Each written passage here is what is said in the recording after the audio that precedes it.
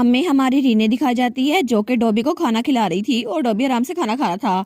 लेकिन तभी वहां से किसी के भागने की आवाज आती है और तभी दरवाजा खुलता है और वहां पे जेन थी। वो कहती है, रीने मैंने सुना था डॉबी को किसी ने मारा, और क्या तुम ठीक तो हो ना? मैं तुम्हारे लिए बहुत ज्यादा परेशान हो गई थी और तुम बहुत ज्यादा पैनिक हो गई होगी ना। मैं तुम्हारे लिए मेडिसिन भी लेके आई हूँ ताकि तुम रिलैक्स कर सको। तो हमारी रीने उसको देखती है, लेकिन तब वो उसको देखी जा रही थी। तो तब वो कहती है, क्या हुआ रीने, तुम कुछ बोल क्यों नहीं रही? तो रीने कहती है, जेन क्या तुम वापस इस कमरे में आना चाहती हो? तो जेन कहती है, क्या? तो रीना कहती है, मैं तब से सोच रही हूँ जब से तुम इस कमरे को छोड़ के गई हो, तुम कभी भी किसी के सामने झुकी नहीं, लेकिन तुम कार्सियन के सामने वीक थी, है ना? और जैसे ही तुम मेरे कमरे में शिफ्ट हुई ना, उसके बाद से ही तुमने मुझसे मेरी आइडियल टाइप पूछना शुरू कर दी। और जब भी मैं क्लब रूम में जाती थी ना, तब तो मुझे गुड लक का इशारा करती थी, तब मुझे इस बात की समझ नहीं आई थी। लेकिन रिसेंटली जब मुझे पता चला कि तुम कार्सियन के साथ मिली हुई थी, तब ये सारी बातें सेंस बनाने लग गई। लेकिन तुम्हें पता है, एक चीज मुझे बहुत ज्यादा परेशान करी थी कि उस दिन जब तुम मुझे कुछ बताने वाली थी, लेकिन तुमने मुझे कुछ बताया नहीं। और पिछले 1 महीने से मैं तुम्हें कोसी जा रही थी कि तुमने पता नहीं कितनी अपॉर्चुनिटीज के होने के बावजूद मुझे सच नहीं बताया। लेकिन उसी वक्त मुझे रियलाइज भी हुआ कि तुम्हारे पास चाहे जितने मर्जी चांसेस हो, मगर हमारा जो साथ में टाइम गुजरा था, तुम उसको डिस्ट्रॉय नहीं करना चाहती थी, इसलिए तुम चाहती थी कि तुम मुझे वो सच ना बताओ। आई गेस कि तुमने मेरे साथ जो टाइम गुजारा ना, तुमने भी वो एंजॉय किया और हम लोग सच में दोस्त थे, और इसीलिए मुझे वो वक्त बहुत ज्यादा अच्छा लगता था जब तुम मेरा हेयर स्टाइल बनाया करती थी। तो तब जेन कहती है, रीने मैं तो रीने खड़ी होने लगती है। वो कहती है, इसलिए जेन आगे से थोड़ा अच्छा रहना, ठीक है? तो उसको गले लगा लेती है। तो जेन बेचारी, उसके भी आंसू आ रहे थे। वो कहती है, ठीक है, आगे से मैं बिल्कुल भी ऐसा कुछ नहीं करूंगी। और उन दोनों को भी सुलह हो गई थी। लेकिन थोड़ी देर बाद हमारी री ने उसने वो दोनों नोट्स उसको दिखाए थे। वो कहती है, तुम्हें ये लेटर्स ये किसी ने भेजे थे, है ना? लेकिन पता नहीं वो कितने डेंजरस होंगे, और इसके अलावा उन्होंने डोबी को भी हर्ट किया। ऐसा लगता है कि हमें इसको रिपोर्ट करना चाहिए। तो हमारी हीरोइन कहती है, मैं खुद जाना चाहती हूँ उसके पीछे कौन है, लेकिन डोबी एक मॉन्स्टर है, इसलिए मैं स्कूल को नहीं बताने वाली। और मुझे लगता है कि इस अकेडमी में कोई कल्प्रिट है, लेकिन तुम्हें किसी पे शक है? तो जेन कहती है, लेकिन अगर उस इंसान को पता है कि मैं हाउस लिसाइटिस के लिए काम करती थी, तो फिर वो नोबेलिटी होगी, और डोबी वो तो लड़कों से थोड़ा दूर रहता है, इसीलिए वो जरूर कोई लड़की होगी, है ना? या फिर कोई ऐसी जो कि तुम्हें और कार्सियन को अलग करने की कोशिश कर रही हो, और वो कुछ भी करने से हिचकिचाए नहीं। तो रीना कहती है, मुझे कोई ऐसी लड़की याद आ रही है जो इस पूरी बात पे पूरी उतरती है। तो जेन कहती है, तुम इस बारे में क्या करोगी रीने? तो रीना कहती है, अब इस बारे में क्या करना होगा? तो तब वो उसी खंजर को निकालती है। वो कहती है, मैं डोबी का रिवेंज लूंगी ऑफ कोर्स, उसके अलावा और क्या करना है? और तब हमें अगले दिन अकेडमी का सीन दिखा रहता है, जब वहां पर सैरा वो वहां आ रही थी, लेकिन उसके कान में वही इयरिंग था। तो तब वो अपनी चेयर खेलती है, तो सारे स्टूडेंट्स को देखते हैं, लेकिन सारे इसको इग्नोर कर देते हैं क्योंकि वो बहुत ज्यादा अजीब लग रही थी। तो तब हंसते हुए कहती है, आज तो नया दिन है, क्योंकि आज का दिन वो इडियट्स, उनको पता ही नहीं है कि मैंने ही उनको अलग किया था, और वो लोग तो बिल्कुल अलग हो चुके होंगे। लेकिन तभी उसके डेस्क पर एक बॉक्स पड़ा हुआ था। वो कहती है, क्या ये बॉक्स ये किसका है? और तब इधर देखती है, वो सोचती है किसने यहाँ पर छोड़ा। लेकिन जब उस बॉक्स को खोलती है, वो कहती है, क्या? और उसमें चिट लिखी हुई थी, जो तुमने किया है उसका फल लेने के लिए जरूर आ जाना। तो तब थोड़ी देर बाद हमारी रीने और जेन हालवे में खड़े हुए थे। तो जेन कहती है, तुमने उसमें डैगर क्यों रखा? तुम्हें सच में लगता है कि वो यहाँ पर आएगी? तो रीने कहती है, वो जरूर आएगी, मुझे नहीं लगता कि वो डरने वालों में से है। तो जेन कहती है, जब मैं हाउस लिसेंटियस में काम कर रही थी ना, तो तब सहरा ने स्कूल से ऑफ लिया था, और तब वो खुद ये चेक करने के लिए हाउस लिसेंटियस आई थी। तो हमारी रीने कहती है, क्या सच में उसे इतनी फिक्र थी? तो तब जेन कहती है, हाँ बिल्कुल, वो कार से उनके स्टाकर थी ना, तुम्हें याद है? और वैसे भी उसे इस बात से बहुत ज्यादा जलन हो रही थी कि अकेडमी की कोई और लड़की उसके घर में रह रही है। लेकिन अच्छी बात ये थी, कार्सन ज्यादातर घर में नहीं रहता था। तो रीने कहती है, मैं तो बहुत ज्यादा फिक्रमंद हो रही हूँ कि हमने किसी ऐसे इंसान को चाकू वही दे दिया, वही खंजर जिससे उसने डोबी भी हमला किया था। तो जेन कहती है, नहीं ठीक रहेगा, वैसे भी कार्सियन हमारे साथ ही है ना, और ये उसके लिए ज्यादा इजियर होगा क्योंकि कार्सियन यहीं पे खड़ा है, और कार्सियन तो पीछे बिल्ली बना खड़ा था क्योंकि रीने ने उसको माफ कर दिया था। लेकिन वो कहती है, अगर फिर भी मुझे कोई आइडिया नहीं था कि उसका इसके साथ ऐसा रिलेशनशिप है, और वो इतनी अग्रेसिव हो जाएगी, और डोबी भी लड़कियों के इर्द गिर्द रिलैक्स रहता है, इसलिए उस पर हमला करने का मौका मिल गया होगा। तो कार्सन कहता है, ठीक है, तो हम लोग सीधा उससे सुन लेंगे ना। और देखो वो आ गई, और तभी वहां पर सहरा आती है। वो कहती है, क्या ये कैसे हो गया? तुम तीनों इकट्ठे वापस कैसे आ गए? तुम लोग तो बहुत ज्यादा बुरी तरह से लड़े थे, मुझे लगा तुम लोग एक दूसरे को देखे होंगे नहीं। तो हमारी हीरोइन कहती है, अच्छा तो तुमने सुना नहीं, हमने हमने सुलह कर ली। वो कहती है, क्या तुम इडियट हो? क्या तुमने इन दोनों को माफ कैसे कर दिया? आखिर तुम इतनी स्टूपिड कैसे हो सकती हो? तो तब वो चिल्लाते हुए कहती है, क्या सच में तुम इतनी स्वीट बनने की कोशिश कर रही हो? मुझे तुम जैसे लोगों से नफरत है, और जो लोग के दरमियान सिर्फ उनके टेंशन लेने के लिए होते हैं, और तुम तो बिल्कुल अपने उस पैथेटिक पेट की तरह हो। तो रीना कहती है अच्छा तो वो तुम ही थी जिसने डोबी को हर्ट करने की कोशिश की। तो वो कहती है क्या? तो तभी कार्सन आगे तो वो कहता है वेल मुझे लगता है हमें कन्फेशन मिल गई है और मैंने सुना था कि तुम रीने को तंग कर रही हो और उसकी लाइफ को थोड़ा डिफिकल्ट बना रही हो। तो तब सहरा वो थोड़ा डर जाती है, वो कहती है क्या? लेकिन तभी उसके रहता है जब पिछली बार कार्सियोन ने उसको मना किया था कि दोबारा उसके करीब मत आए, और तभी उसको तो बहुत ज्यादा गुस्सा आता है। तो कार्सियोन कहता है ठीक है तो मुझे ये बताओ अब मैं तुम्हारे साथ क्या करूं। और तब वो ड्रामा बनते हुए उसको सामने आता है, लेकिन वो दिल में सोचता है फिक्र ना करो, अभी सिर्फ मैं तुम्हें एक विजन दिखा दूंगा कि तुम्हारा सबक कैसा होगा, लेकिन तुम्हारा वर्स्ट केस सिनेरियो वो तो अभी होने वाला है।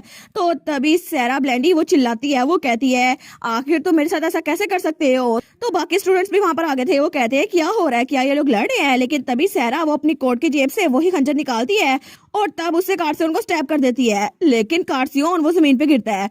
तो वो चिल्लाते हुए कहती है मर जाओ तुम मर जाओ, अगर तुम मेरे नहीं हो सकते ना मैं तुम्हें किसी और का भी नहीं दूंगी, क्या तुम सुन रहे हो, तुम्हें मेरी जरूरत नहीं थी ना तो अब तुम मर जाओ। लेकिन तभी उसके नीचे कार्सियोन वो गायब हो चुका था। तो तब वो कहती है क्या वो कहाँ पर गया। लेकिन कार्सियोन वो तो वहां पर खड़ा हुआ था पीछे, वो कहता है तुम भूल चुकी थी क्या, इल्यूजन मैजिक मेरी स्पेशलिटी है और तुमने जिसको मारा ना वो मैं नहीं था, मेरी इल्यूजन थी। वो कहती है क्या मैं तुम, लेकिन कैसे तुम कैसे बच गए।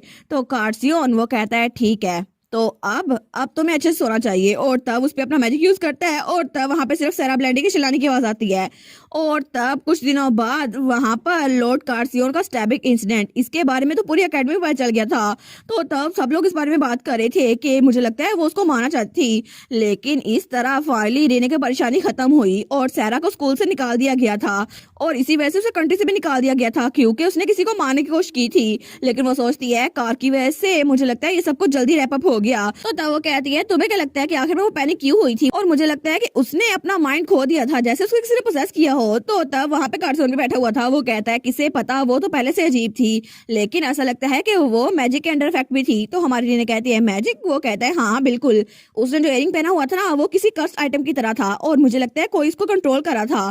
तो रीने कहती है क्या मतलब उसने ये सब कुछ जानबूझ के नहीं किया, मतलब इस सब के पीछे सैरा नहीं थी। वो कहता है हाँ हो सकता है, लेकिन असल में वो मैजिक सिर्फ इसलिए कंट्रोल किया जा सकता है ताकि उसकी इमोशन को थोड़ा बढ़ा चढ़ा के बता सके, लेकिन असल में वो तुमसे नफरत ही करती थी और मुझसे भी, और इसलिए उसने ये सब कुछ किया था। तो तब हमारी रीने कहती है उसने कहा था अगर वो तुम्हें पा नहीं सकती वो तुम्हें मार देगी, लेकिन तब वो सोचती है इसके सोचने का तरीका ये तो सेम टू सेम उस इंसान की तरह है, रेक्स बिगोनिया, हाँ बिल्कुल, लेकिन क्या ये कोइंसिडेंट हो सकता है। और तब अकेडमी के बाहर एक बग्गी खड़ी हुई थी और वहां पे कोई बैठा हुआ था, वो सोचता है ये इतना भी बुरा नहीं था, लेकिन चलो ये सब कुछ खत्म तो हो गया। और तब उसके हाथ में वो दूसरा इयरिंग था जो कि सैरा ब्लेंडी के पास था और ये सारा कुछ रेक्स बिगोनिया ने करवाया था। वो कहता है वेल अगली बार तो जरूर होगा ना ये सब कुछ, और तब रीने तब तुम मुझसे बच के नहीं जा सकती क्योंकि अगली बार मैं तुम्हें पा के रहूंगा।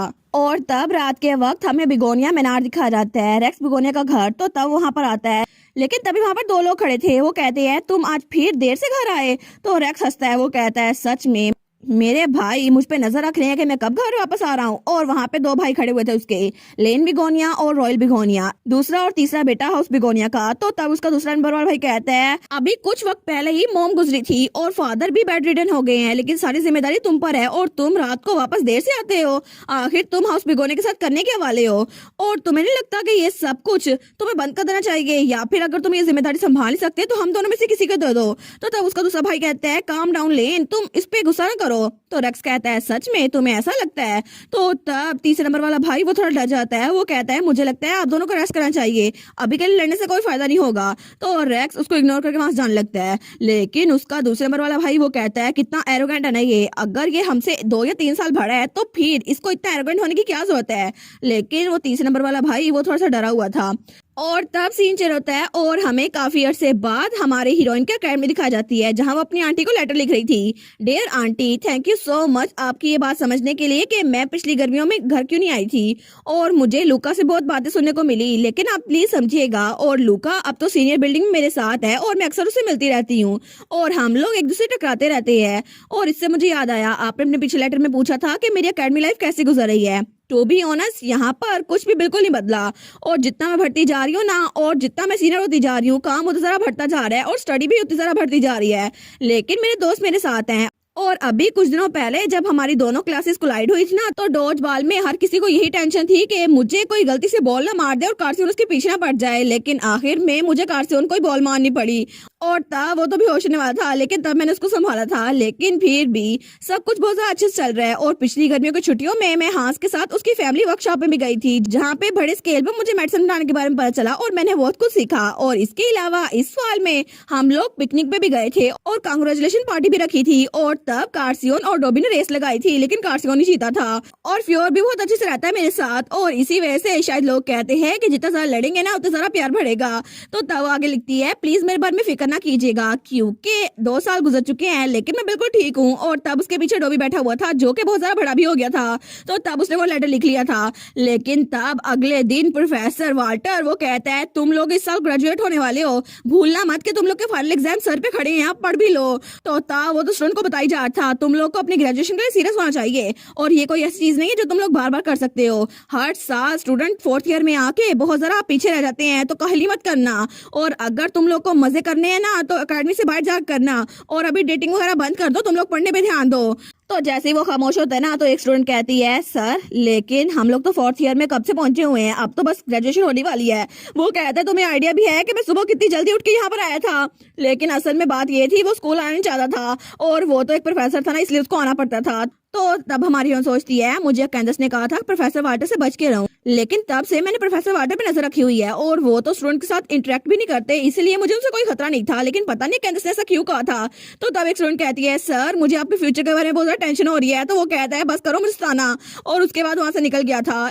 लेकिन तब हमें थोड़ी देर बाद का सीन दिखा रहता है, तो वहाँ पे हांस खड़ा था। वो कहता है, आज से मैं बिल्कुल एक मैन बन गया हूँ, अब मैं एक अडल्ट बन गया हूँ। तो रीने कहती है, अच्छा ये बात है। तो जेन भी वहीं पे खड़ी थी। तो तब हमारी रीने कहती है, तो मैं ये कह रही हूँ। तो हांस कहता है, ओए मुझे इग्नोर तो ना करो ना, और मेरी बर्थडे ये तो अभी आई है, मैं अभी अडल्ट बना हूँ, तुम लोग को पता भी है मैं कितना लोनली हूँ, प्लीज मेरे साथ नाइस रहो ना। तो रीने तो पहले अडल्ट बन चुकी थी, और जेन तो उसे 1 साल बड़ी थी, इसलिए वो पहले अडल्ट बन चुकी थी। तो जेन उसके पास आती है और कहती है, हांस प्लीज ऐसा कहना बंद कर दो, और ऐसी क्यूट चीजें दूसरों के सामने ना किया करो। वैसे भी तुम्हारे सामने मैं हूं ना, तो तुम्हें किसी और की जरूरत क्या है? तो हांस ब्रश करते हुए कहता है, यस मैडम। तो हमारी हीरोइन कहती है, ये अजीब नहीं लगता जब तुम्हें ये मैडम कहता है? वो कहती है, नहीं नहीं मुझे ये पसंद है। और तब रीने हमें बताती है, 2 साल पहले इन दोनों ने डेट करना शुरू कर दिया था, और मुझे अभी तक इन दोनों की आदत नहीं हुई। लेकिन तभी जेन कहती है, हांस क्या तुमने सुना, हाउस बेगोनिया में बहुत ज्यादा ट्रेजेडी हो रही है, और उनका बिजनेस वो भी बहुत ज्यादा बुरा चल रहा है। तो हमारी उन कहती है, क्या क्या उनके घर में कुछ हुआ है? तो जेन कहती है, तुमने सुना नहीं, 3 साल पहले डचेस बेगोनिया वो गुजर गई थी, और ड्यूक जो कि बेडरिडन थे ना, अभी कुछ हफ्तों पहले वो भी गुजर गए।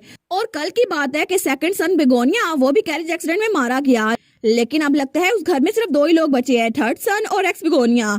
और हाउस बिगोनिया और हाउस लिसेंटियस वो तो एम्पायर के सबसे बड़े पिलर है ना, इसलिए पूरे एम्पायर में बहुत सारी बातें हो रही हैं। तो हमारी सोचती है, क्या ड्यूक, डचिस और उनका दूसरे नंबर वाला बेटा, मतलब सब लोग मर गए, और ये सब कुछ कोइंसिडेंस ही हो सकता? और मुझे यकीन है ये सब कुछ रेक्स ने करवाया है, लेकिन वो ये सब कुछ इतनी जल्दी में क्यों कर रहा है? क्या इसलिए क्योंकि मैं इस साल ग्रेजुएट होने वाली हूँ? तो तब वो क्लब रूम की तरफ बढ़ रही थी। वो सोचती है, अब मैं क्या करूँ, और जैसे ही मैं ग्रेजुएट हो गई ना, तो एकेडमी की सेफ्टी नेट से मैं निकल जाऊंगी। तो तभी दरवाजा खोलती है, तो वहां पे हमारा कार्सियोन था। वो कहता है, रीने। और वो सोचती है, जैसे मैं ग्रेजुएट हुई ना, तब मुझे कार्सियोन को भी छोड़ के जाना पड़ेगा, और मैं दोबारा उसके साथ नहीं रह सकती। तो वो भी स्माइल करके कहती है, हाय कार्सियोन। वो सोचती है, मुझे अपने आप को प्रिपेयर करना होगा ताकि मैं गुड बाय बोल सकूं। तो तब वो कहती है, तुम क्या करने वाले थे कार्सियोन? क्या तुम फ्योर को तंग करने के बारे में सोच रहे थे? वो कहते हैं, नहीं मैं तुम्हारे बारे में सोच रहा था।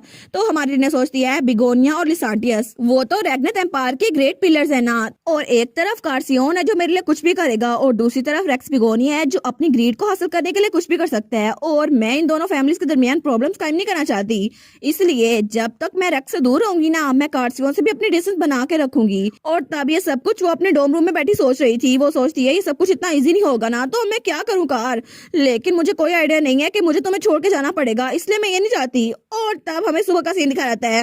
तो तब वो सो के उठती है। वो सोचती है, कल रात तो मैं इतना सब कुछ सोचती रही थी, मुझे लगता है कि आज तो मैं बहुत ज्यादा थक गई हूँ। लेकिन तभी दरवाजा खुलता है, कोई कहता है, रीने। तो वो दोनों उठ के बैठ जाते हैं। तो हमारी रीने कहती है, जेन क्या हुआ, तुमने तो मुझे डरा ही दिया, आज तो संडे है ना, आखिर तुम इतनी जल्दी क्यों आ गई?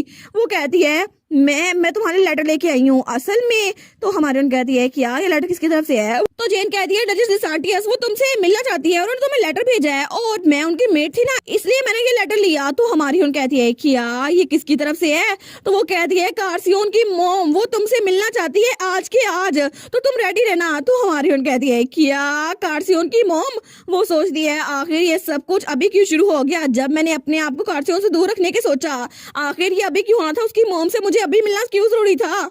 और तब थोड़ी देर बाद हमारी हीरोइन वो सोचती है ये तो वही रेस्टोरेंट है जहाँ कार्सियोन और मैं शुरू में गए थे, लेकिन आई गेस ये नेचुरल है कि ये हाउस लिसाइटियस का रेस्टोरेंट है ना, इसी वजह से मुझे उन्होंने यहाँ पर बुलाया है। लेकिन कितना अजीब लग रहा है ना, मैं कार्सियोन की मोम से यहाँ डेट स्पॉट पे मिल रही हूँ। लेकिन अब इस बारे में सोचने का क्या ही फायदा, क्योंकि वो तो ऑलरेडी मेरे सामने बैठी है ना। और तब कार्सियोन की मोम सामने बैठी हुई थी, सिल्विया लिसाइटियस, और तब वो हमारी रीने को स्माइल करके देखती है। लेकिन हमारी रीने को याद आता है जब जेन उसके पास लेटर लेकर आई थी, वो कहती है हर ग्रेस बहुत ज्यादा अच्छी इंसान है, लेकिन मैं उनके साथ उनकी मेड बन कर रही थी, ना कि उनके बेटे की गर्लफ्रेंड बनकर। तो मुझे नहीं पता कि मैं तुम्हें क्या एडवाइस दूं। तो हमारे उन कहती है यही तो मसला है, मैं अभी तक कार्सियोन की गर्लफ्रेंड नहीं बनी, लेकिन मेरा मतलब है कार्सियोन मुझे पसंद करता तो है। और वो दिल में सोचती है असल में मैं भी उसको बहुत ज्यादा पसंद करती हूँ। लेकिन वो कहती है ये तो बहुत बड़ी गलती थी ना, मैंने रूमर्स को खत्म नहीं किया जो कि इर्द गिर्द फैल रही थी। तो जेन कहती है रूमर्स तो फैल रही थी ना, आखिर तुम इस बारे में क्यों सोच रही हो। तो हमारी हीरोइन कहती है मैंने अभी अपने आप को कार्सियोन से दूर रखने के बारे में सोचा था, लेकिन तुम्हें पता है ना हम लोग ग्रेजुएट होने वाले हैं, तो हमारे रास्ते में बहुत सारी रुकावटें आएंगी। तो जेन कहती है रीने अगर तुम यही सोचती हो ना मैं तुम्हें बिल्कुल नहीं रोकूंगी, लेकिन अगर तुम चाहती हो डचेस तुम्हें बिल्कुल नापसंद करे तो फिर तुम्हें 3 चीजें करनी होगी। सबसे पहले तुम रिलेशनशिप को कंफर्म करो। तो तब डचेस कहती है मैंने तुम्हारे बारे में सुना था कि कार्सियोन तुम्हें बहुत ज्यादा पसंद करता है। तो हमारे सोचती है बिल्कुल यही बात है, मुझे ये बात करनी होगी। वो कहती है हाँ जैसे कि आपको पता है मैं आपको सच बताई देती हूँ, रूमर्स बहुत ज्यादा बढ़ चढ़ के बताई गई हैं, मैं और कार्सियोन सिर्फ दोस्त है, लेकिन मैं इस बात से मना नहीं करूंगी कार्सियोन मुझे पसंद करता है। तो डचेस कप रखते हुए कहती है अच्छा ये बात है। वो सोचती है अगर मैं इनको कन्विंस करूं कि हम लोग डेट नहीं कर रहे तो शायद वो मुझे शेमलेस समझे, है ना।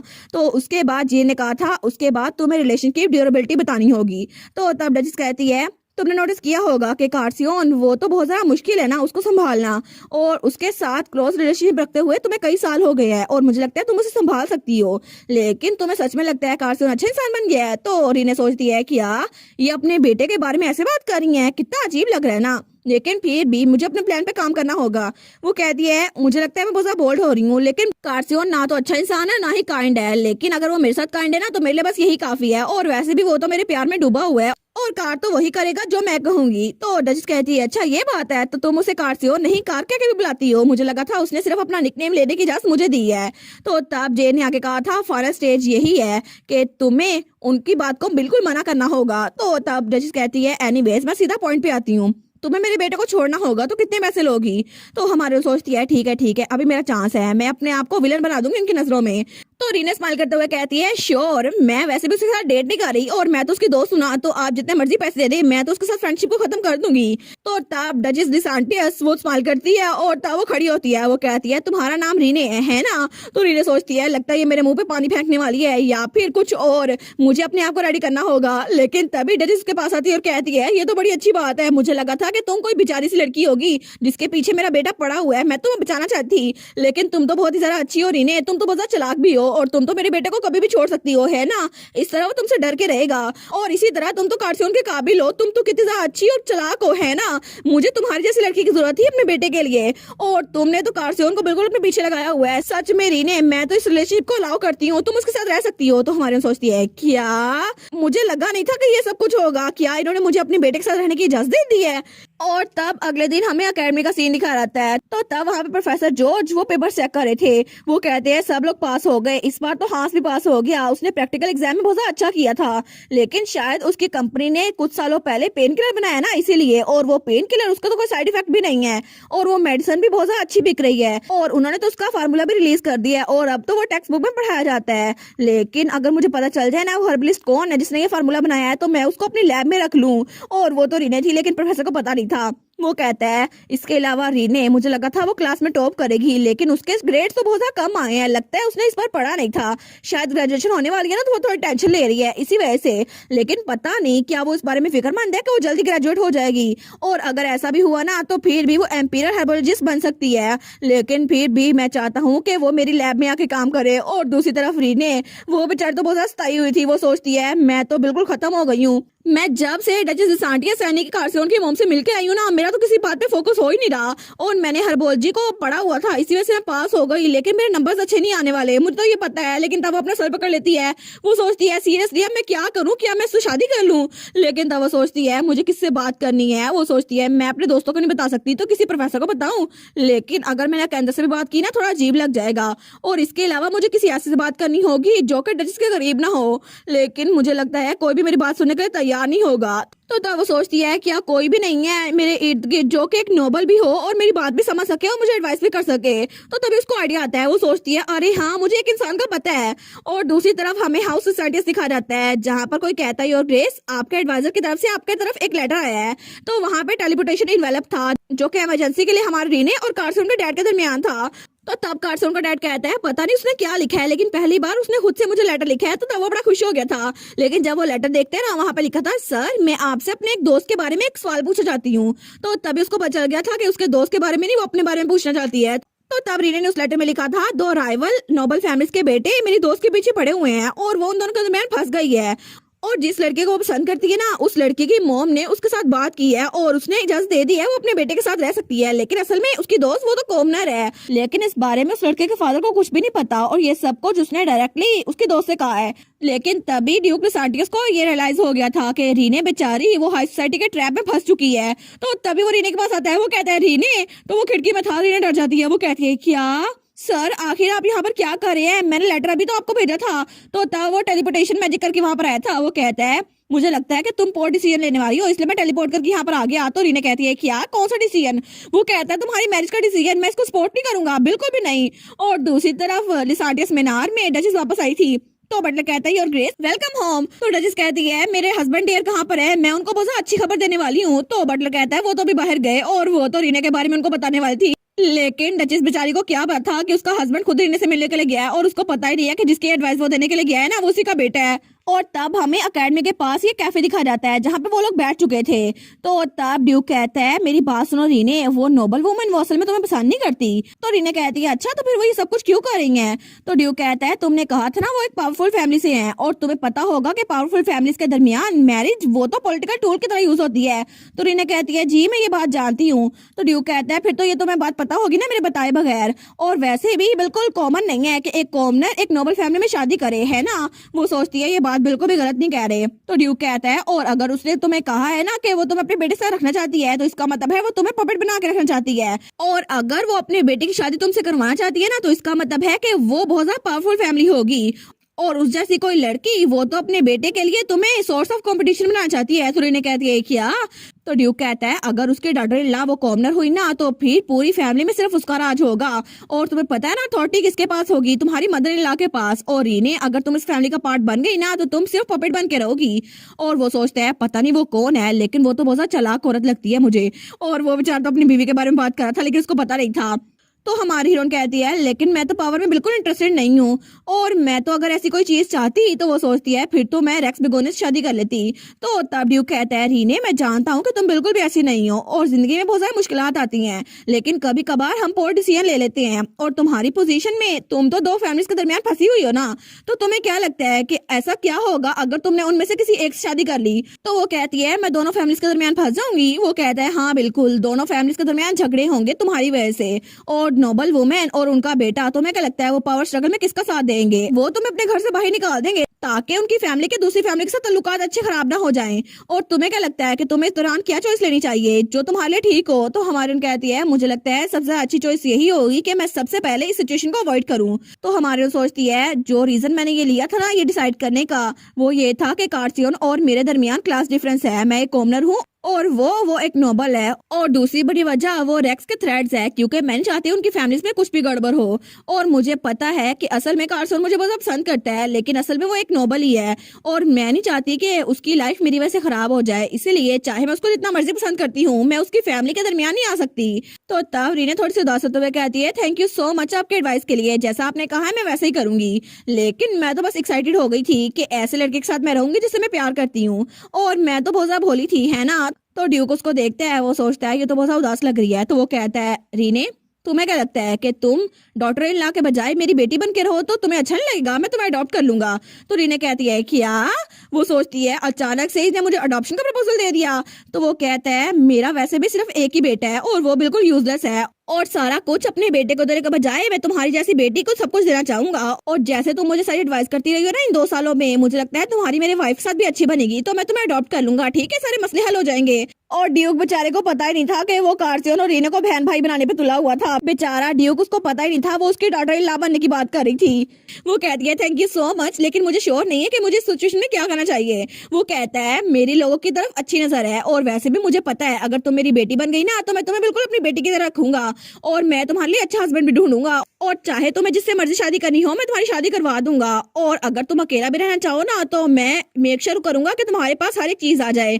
तो तब वो कहता है इससे मुझे याद आया, आजकल मैं तुम्हें जो चेक भेज रहा हूँ तुमने उनको कैश नहीं करवाया। वो कहती है अगर मैं सारे चेक को कैश करवाती रही ना तो सबको मुझ पे शक हो जाएगा, मैं पता नहीं क्या करती फिरती हूँ।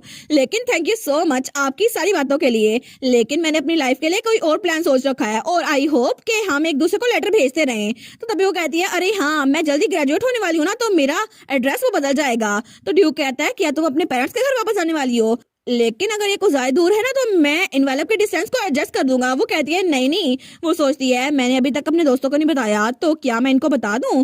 तो तब वो कहती है असल में मैं बहुत बहुत ज्यादा दूर जाने वाली हूँ। तो जब हमारी रीने उससे बात करके वापस आ रही थी ना, वो सोचती है मैंने हांस की कंपनी से बहुत ज्यादा पैसा कमाया, और पेन किलर्स वो तो बहुत ज्यादा बिक रही थी, और मैंने सारी की सारी रकम वो बैंक में रखी हुई थी, लेकिन मैं किसी नोबल फैमिली से ज्यादा कमाती हूँ, और इसीलिए अगर किसी दिन रेक्स बिगोनिया ने मेरी फैमिली के खिलाफ कुछ करने की कोशिश की ना तो मेरे पास इतना पैसा है कि मैं अपनी अंकल और आंट का सपोर्ट कर सकूं। और तब वहां से निकल रही थी। वो सोचती है हाँ बिल्कुल मुझे यहाँ से निकलना ही होगा, क्योंकि जैसे मैं ग्रेजुएट हो गई ना तो मेरे पास इतने पैसे तो होने चाहिए ना मैं आराम से रह सकूं, और मुझे अपने दोस्तों के साथ अपना ताल्लुक भी खत्म करना होगा, और अकेले रहने के लिए मुझे कहीं दूर जाना होगा जब तक रेक्स मुझे भूल ना जाए। और हाँ, उसने मेरी हेल्प की थी एक जगह ढूंढने में, और वैसे भी उसने कभी भी अपना प्रॉमिस नहीं तोड़ा, तो मुझे लगता है इस बार भी वो अपना प्रॉमिस नहीं तोड़ेगा। और वैसे भी मेरे सारे दोस्त बहुत ज्यादा अच्छे हैं, और अकेडमी में मेरे दोस्त जैसे कि जेन, फ्योर, प्रिंस कून, एमिलिया और बाकी के लोग, मैं चाहती हूँ कि मैं अपने दोस्त से मिलकर जाऊं, लेकिन फिर भी कितना अजीब लगेगा ना। और तब वो सोचती है और इसका मतलब है कि मैं आखिरी बार कार्सियोन से भी मिलूंगी, और मुझे उससे भी दूर होना पड़ेगा। तो तब कार्सियोन वहां से गुजर रहा था, लेकिन जैसे ही वो खिड़की से बाहर देखते हैं ना उसकी नजर रीने पे पड़ती है। वो तो बड़ा खुश हो गया था। वो कहता है रीने, तो रीने भी उसको ग्रीट करती है। वो कहती है हेलो। तो वो नीचे आता है। वो कहता है रीने तुम यहाँ पर क्या कर रही हो? वो कहती है तुम्हें पता है मैं बस तुमसे मिलने के लिए आई थी। तो कार्सियोन तो बिल्कुल शौक हो गया था। वो कहता है तुम बस मुझसे मिलने के लिए यहाँ आई थी? वो कहती है हम लोग जल्दी ग्रेजुएट होने वाले हैं ना, तो मेरे पास ज्यादा चांस नहीं होगा तुमसे मिलने का, इसलिए मैं इस बात को क्लियर करना चाहती थी कि तुम मेरे लिए बहुत ज्यादा अहमियत रखते हो, और तुम मेरे लिए बहुत ज्यादा अच्छे थे, और कभी कभार तो मुझे लगता है मैं अभी भी एक ख्वाब देख रही हूँ जहाँ पर हम लोग इकट्ठे हैं, और मुझे बहुत ज्यादा मजा आया इन अकेडमी के सालों में। इसके अलावा मैं कुछ और नहीं सोच रही। तो तब कार्सियोन कहता है रीने, तो तब उसकी तरफ देखती है। वो कहता है मैं जानता हूँ मुझे बहुत ज्यादा मजा आया, जब भी मैं तुम्हारे साथ होता हूँ ना तो मुझे जिंदगी बहुत ज्यादा अच्छी लगने लगती है। तो हमारी रीने वो सोचती है मुझे सच में नहीं पता मुझे क्या करना चाहिए, मैंने पूरी तैयारी कर ली है, मैं इस जगह को छोड़ के चली जाऊंगी। लेकिन तब उसकी आंखों में आंसू आने लगते हैं। वो सोचती है मैं सच में इसको छोड़ के नहीं जाना चाहती। तो तब कार्सियोन कहता है रीने, वो उसको देखते हैं तो तब अपनी जेब से कुछ निकालता है और उसको देता है। वो वही स्टफ टॉय था। वो कहता है ये लो, तुम ये ले लो। तो रीने कहती है क्या? तो वो कहती है ये चीज, ये तो मैंने तुम्हें दी थी ना। वो कहता है हाँ बिल्कुल, अगर तुम्हें किसी चीज को पकड़ना है तुम इसको पकड़ लो, और वैसे भी मैं इसे तुम्हें उधार दे सकता हूँ, और अगर तुम्हें किसी इंसान की जरूरत है ना तो मैं यहाँ पर हूँ, तो मुझे पकड़ सकती हो। तो रीने कहती है क्या? वो कहता है नहीं नहीं, मेरा कोई ऐसा मतलब नहीं था, मेरा मतलब है टॉयज और इंसान तो अलग अलग होते हैं ना। तो रीने कहती है मैंने कुछ ऐसा नहीं सोचा, बस तुम काम डाउन हो जाओ। वो कहता है ठीक है ठीक है। तो कार्सियोन कहता है बेसिकली मेरे कहने का मतलब है कि मुझे भी तुम्हारे साथ बहुत ज्यादा मजा आया, और मैं उम्मीद करता हूँ कि हम लोग ग्रेजुएशन तक इकट्ठे रहेंगे और बहुत अच्छी मेमोरीज बनाएंगे, और मैं बिल्कुल उम्मीद करता हूँ कि उसके बाद भी मैं तुम्हारे साथ ही रहूं। तो रीने उसको देखती है तो तब वो स्टफ टॉय को जोर से पकड़ती है। वो सोचती है अब मैं क्या करूं? तो तब वो कार्सियोन से कहती है बस ऐसे नहीं चलेगा, मुझे कोई ना कोई रास्ता ढूंढना होगा। तो कार्सियोन कहता है क्या, कौन सा रास्ता? वो चिल्ला कहती है मुझे नहीं पता मुझे क्या करना पड़ेगा, अभी मेरे पास कोई प्लान नहीं है, लेकिन मैं कोई ना कोई रास्ता ढूंढ के रहूंगी, क्या तुम्हें समझ आ गया? तो कार्सियोन कहता है क्या? लेकिन तब वो स्माइल करके कहता है ठीक है, मुझे पता नहीं है तुम क्या बात कर रही हो, लेकिन तुम्हें जो भी रास्ता ढूंढना हो ना मैं तुम्हें सपोर्ट करूंगा, और अगर तुम्हें मेरी हेल्प की जरूरत हो ना तो बस मुझे बता देना, क्योंकि मैं हमेशा तुम्हारे साथ ही रहूंगा रीने। तो तब रीने वो भी स्माइल करती है, वो सोचती है कार्सियोन के साथ रहना, बिल्कुल मैं भी यही चाहती थी और मुझे फर्क नहीं पड़ता कि ये स्टूपिड डिसीजन है या फिर नहीं, लेकिन मैं अपनी हैप्पीनेस को बिल्कुल भी गिव अप नहीं कर दूंगी ताकि मैं नाउमीदी से भाग सकूं। तो तब कार्सियोन कहता है लेकिन बाय द वे जब तुम ग्रेजुएट हो जाओगी तो तब तुम क्या करोगी? वो कहती है ये तो एक सीक्रेट है। तो कार्सियोन कहता है मुझे जानना है ना, लेकिन वो दिल में सोचती है मैं कभी भी तुम पे गिव अप नहीं करूंगी कार्सियोन, क्योंकि मैं हमेशा ग्रेजुएट होने के बाद भी तुम्हारे साथ ही रहने वाली हूँ, तो इसलिए मैं कोई ना कोई तरीका ढूंढ के रहूंगी ताकि हमें अलग ना होना पड़े। और इसी के साथ ये वाला पार्ट यहीं पर ख़त्म। तो आप लोग बताइएगा आप लोग को ये पार्ट कैसा लगा, और वीडियो को लाइक और चैनल को सब्सक्राइब लाजमी कीजिएगा। बाकी वीडियोस का लिंक भी स्क्रीन पर नज़र आ रहा होगा, तो काइंडली उनको भी चेकआउट कर ले। और thank you so much for watching my videos. Stay safe, bye bye.